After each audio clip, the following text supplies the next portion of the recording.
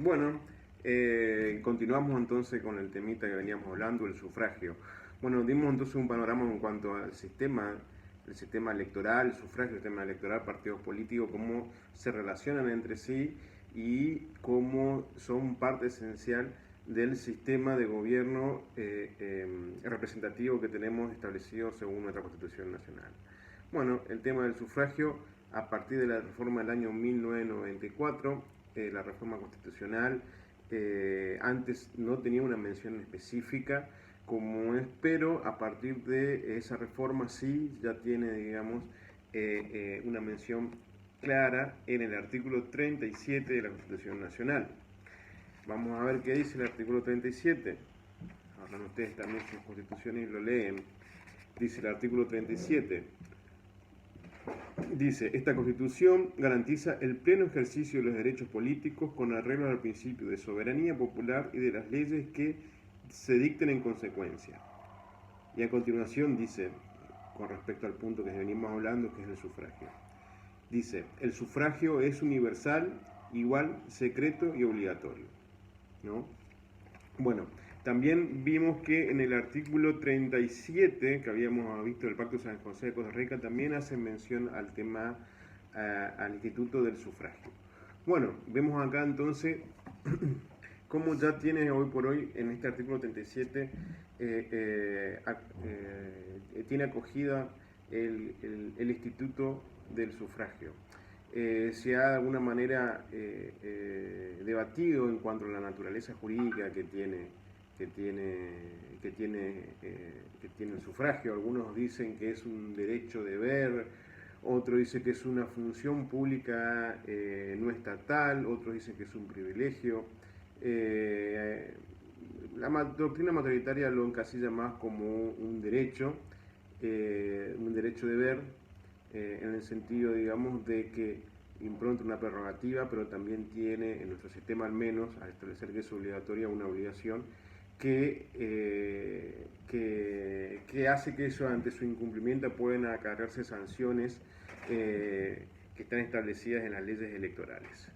Bueno, las características del sufragio están dadas ahí en la norma que mencionábamos recién. Dice que es universal, dice que es igual, secreto y obligatorio.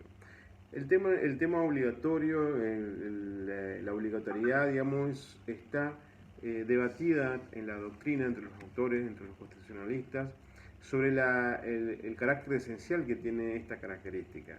¿Por qué? Porque hay otros países donde, por ejemplo, el carácter no es obligatorio el voto. Por ejemplo, en Estados Unidos el voto no tiene esa característica, es voluntario.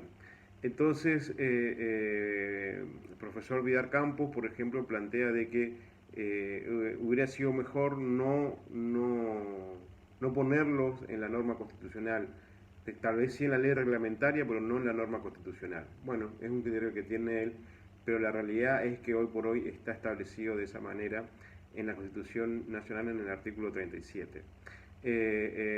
A pesar de eso hay circunstancias o hay situaciones en las cuales por ahí el carácter de obligatoriedad se puede, queda de lado. Y este es el supuesto en el caso de la consulta popular no vinculante. En ese caso está establecido, digamos, de que el voto no es obligatorio. Bueno, y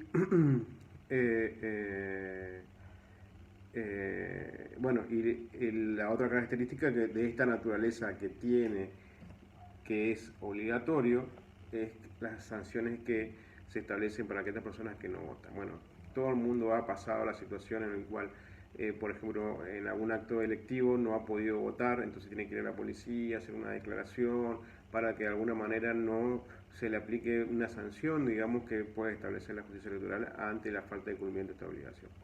Sobre todo la gente que es por ahí de otras provincias, de otras localidades que están más allá de 300 kilómetros, tienen que hacer, digamos, esta declaración, digamos, para de alguna manera eximirse de la sanción. Bueno, las otras características que habla ahí es universal. Bueno, el universal es porque es para todos, como es en contraposición, digamos, a un carácter calificativo o restringido. basado por ahí en aspectos económicos, o pueden ser educativos, o por clase social. De alguna manera no se puede, digamos, para todos, y no se puede restringir el voto basado en estas, digamos, en este tipo de cualidades.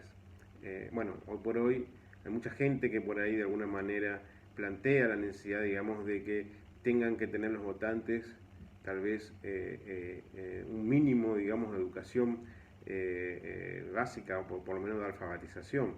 Pero bueno, estos planteos, digamos, para ser viables necesitarían hoy por hoy ya una modificación de la Constitución Nacional en este artículo 37, porque ahí establece claramente que es universal, es decir, que es para todos. La característica que es igual se refiere, digamos, que un nombre es igual a un voto. Bueno, hay otros ámbitos de la vida social donde muchas veces se establece, digamos, que a veces un hombre no tiene un voto, sino que vale por 2 o 3 votos. Se ve mucho, por ejemplo, en el ámbito societario, donde por ahí se establecen que determinadas acciones tienen un mayor valor, que el voto de determinados accionistas tiene un mayor valor que el de otros accionistas. Ya cuando lleguen a la materia de sociedades van a ver en detalle, digamos, ese tipo de situaciones. Pero bueno, en lo que hace, digamos, a la función política, tenemos que un hombre es igual a un voto y por eso es igual.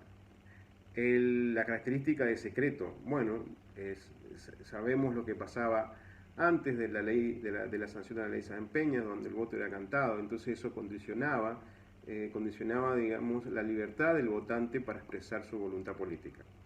Y eso de alguna manera traía un vicio en las elecciones que era contraproducente y de alguna manera arruinaba el carácter representativo que podía llegar a tener, digamos, el resultado de las elecciones.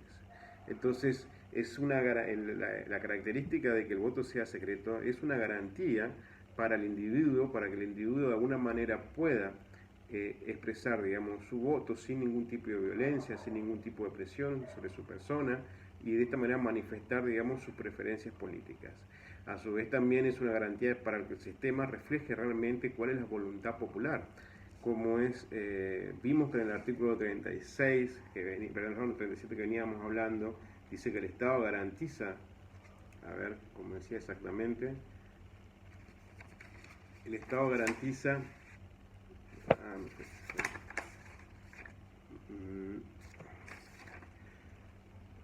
36, 37, garantiza el pleno ejercicio de los derechos políticos con arreglo al principio de soberanía popular y las leyes que reglamenten en consecuencia. Bueno, entonces para poder tener, digamos, un pleno ejercicio de derechos políticos es necesario que el voto sea secreto. De esta manera se garantiza la soberanía popular.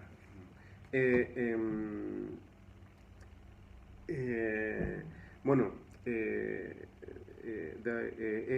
estas son más o menos las características que tiene el voto, perdón, el sufragio en nuestra Constitución, digamos, en nuestro sistema constitucional. Obviamente que esto después está reglamentado de manera más detallada, digamos, en todo lo que es el régimen electoral, que es el otro punto que veremos, digamos, a continuación, más adelante. Bueno, con esto por lo menos estaría cerrando esta primera parte del eje temático 2. Vimos lo que es el sufragio, vimos la democracia representativa republicana, las formas semidirectas de participación popular.